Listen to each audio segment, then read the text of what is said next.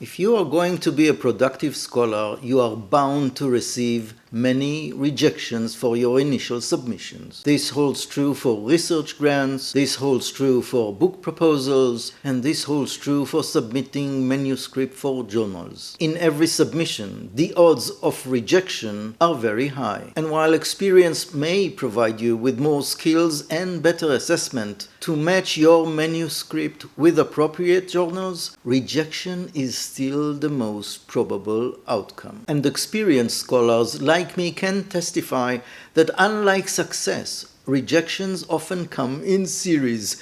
Your manuscript gets rejected and again and again. At times it takes 4 or 5 rounds for a paper to find a home. Sometimes it never finds a home. It ends up in the stash of lost papers. So rejections are part of your job. Yet many scholars respond to rejection letters with anger. They get the polite letter from the editor and start banging their head against the wall. These rejection letters often read like the one I got a few days ago, and I quote, "I regret to inform you that I have serious concerns and therefore your paper cannot be sent for review. Decision, reject." With increasing pressure on reviewers and on the space available, we have to be very selective at this stage. Blah, blah, blah, blah, blah. Hello, I am Professor Gad Yair, and in my YouTube channel and my online course, Land Your Academic Career, you will learn everything you need to know about academia and science careers. Subscribe and hit the like button to get tips, suggestions, and recommendations along with information on new trends in higher education. Join me on your journey to land your academic career. After cursing around and banging your head, you say to yourself that this stupid editor simply misunderstood everything. Hence you go back to the list of journals, pick another journal,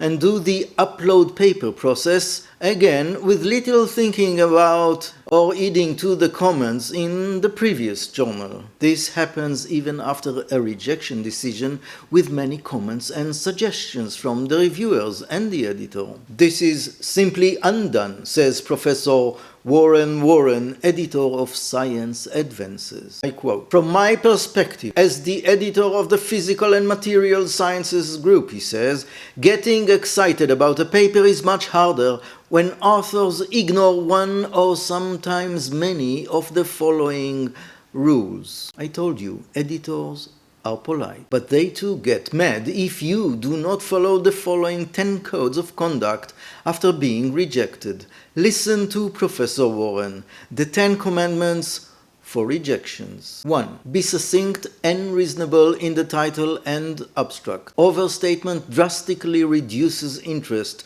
both for the editors and for the readers. If I need a dictionary to understand some of your adjectives, I will bet you did too. Instead, get to the point. What is the most essential finding you want to convey? 2. Do not resubmit the same paper with a slightly different title. Since we only accept about 10%, most of our authors have more rejections than acceptances. However, we will spot near duplicate. In general, do not resubmit a substantially similar paper unless it has been requested by an editor after revision. If you have an excellent reason for resubmitting without a specific editorial request to do so, for example, you have significantly new data or findings, make this crystal clear in the cover letter or your manuscript will not be moved forward for editor evaluation. 3. Give a fair and prominent comparison to the most relevant prior work. Ignore or minimize important papers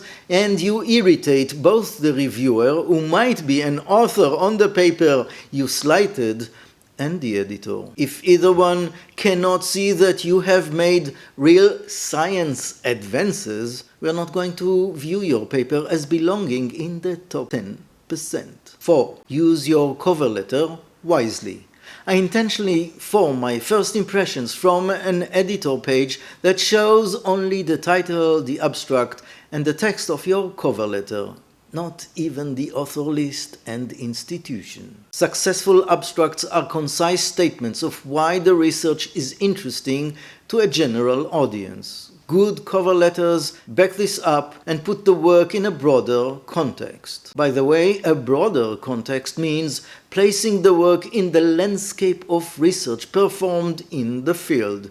It does not mean a list of 20 papers from your broad field published in high-profile journals. 5. Edit for grammar and clarity. Nothing makes me doubt attention to detail quite like typos in the title or grammar mistake in the first sentence of the abstract. I'm actually doing you a favor if I reject quickly for language improvements, because reviewers get very annoyed at multiple mistakes per page and it gets in the way of providing a fair review. 6. Make it easy to see the main message. I form my second impression from your figures and captions. Many reviewers will actually start there.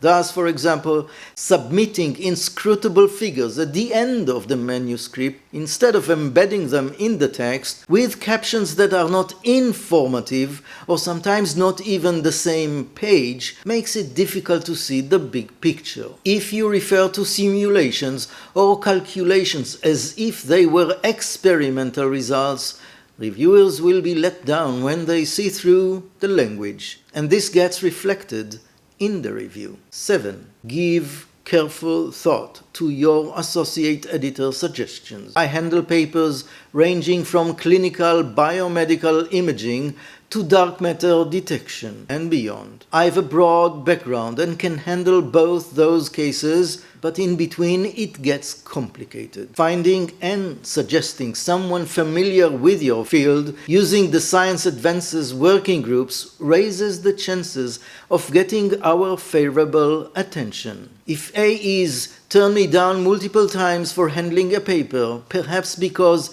I cannot figure out the best choice for the work you are submitting, I will likely take that as a pretty good clue that it is not of general interest. 8. Propose competent reviewers who are unbiased. Suggesting close colleagues and research co-workers increases the possibility of perceived or real conflict of interest. We take this seriously at the journal. The online form does not ask reviewers about conflicts, and if we perceive them as severe, which we sometimes do not discover until the review is submitted, we might completely ignore the review, thereby slowing down the process. In addition, if we keep getting turned down by clearly qualified reviewers, then that is also a good clue that the paper does not belong in Science Advances. By the way, you are welcome to tell us in the cover letter why certain people would be particularly good reviewers. I suspect, says Professor Warren, that we have rejected papers where the science had real significance and impact, but the editors and the reviewers could not see it because of problems such as the one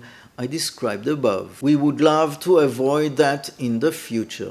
So please write for your audience, including the journal readers. You can see from the above codes that some refer to technical issues, some to moral issues or to codes of conduct. Science, I keep telling you, is also a social endeavor, and you have to follow codes of conduct to pass through the gates of editors, reviewers, and committees. You may have missed that I skipped part of the recommendations. If you want to get the entire talk, sign up for my course, Landing Your Academic Career. You will learn there how universities work and what they look for when hiring faculty members. You will learn everything you need to know about the ins and outs of being a professor. You will learn how you can use your skills and experience as a graduate student or postdoc to land your dream job. You will also be equipped with the skills necessary to succeed in academia once you've landed your dream job. Until the next time, I am Professor Gad Yair.